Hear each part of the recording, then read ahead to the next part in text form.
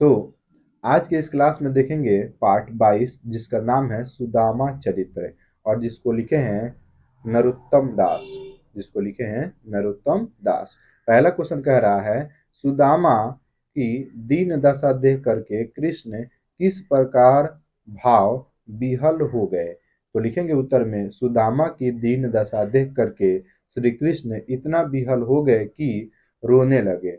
इतने रोए कि पैर धोने के लिए लाया गया पानी कठौती में यूं ही रह गया। अपने आंसू जल से ही सुदामा के पैर धो डाले। इतना वो रोए थे। ठीक है, चलिए आगे देखते हैं दूसरा नंबर क्वेश्चन।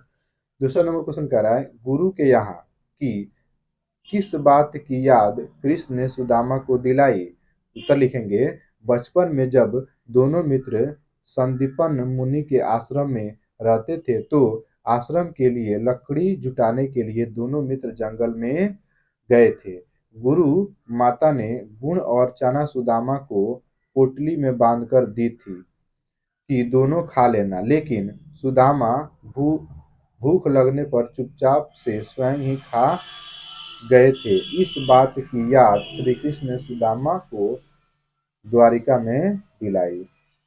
जिस समय कृष्ण और सुदामा दोनों ऋषि के आश्रम में पढ़ाई कर रहे थे उस समय ऋषि की पत्नी जो थी वो सुदामा को पोथी में गुड़ और चना दी थी खाने के लिए। लकड़ी इकट्ठा करके लाते समय अगर भूख लगेगा तो खा लीजिएगा, तो सुदामा क्या करते थे चुपचाप से खा लेते थे। वही बात याद दिलाई।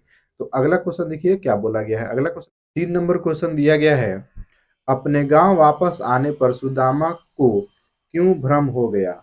जब लिखेंगे उत्तर जब सुदामा द्वारिका से वापस अपने गांव आते हैं तो अपनी झोपड़ी की जगह द्वारिका जैसे ही महल देख करके भ्रमित हो गए। यानी कि जब वो सुदामा अपने गांव वापस लौट रहे थे उस समय जब वो अपने गांव के तरफ लौट रहे थे तो उनको अपने झोपड़ी की जगह महल देख करके भ्रमित हो गए। तो आज के लिए इतना ही, फिर मिलते हैं अगले क्लास में। तब तक के लिए जय हिंद, वंदे मातरम।